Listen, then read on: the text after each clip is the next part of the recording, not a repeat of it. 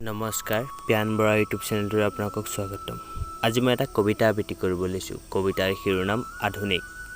কবি পিয়ান বৰা। আধুনিক সাংস্কৃতিক আৰু মাধ্যমিকতাৰ এটি সাধু কাহিনী। আধুনিক প্ৰকল্পত প্ৰকাশ পোৱা এটা শব্দ কাহিনী। আধুনিক কোনো কবি বা লেখকৰ আলোচনীত প্ৰকাশ পোৱা নহয়। আধুনিক সমাজৰ মাজত গঢ় লৈ উঠা সাধু কাহিনী, পুৰণি ইতিহাস। দৰিদ্ৰৰ প্ৰজাৰ ঘৰত নাঙলৰ মুঠি ধৰা খেতিয়কৰ জুপুৰিত সাৰ পাই উঠা এটা আধুনিক পৰিয়াল। মোৰ এই আধুনিক শব্দটো প্ৰথমবাৰ মই মাৰ মুখত শুনিলোঁ। তেতিয়া এনেকুৱা লাগিছিল ই যে এটা সাধু কাহিনী, য'ত শব্দ দি প্ৰকাশ পোৱা এটা কাহিনী।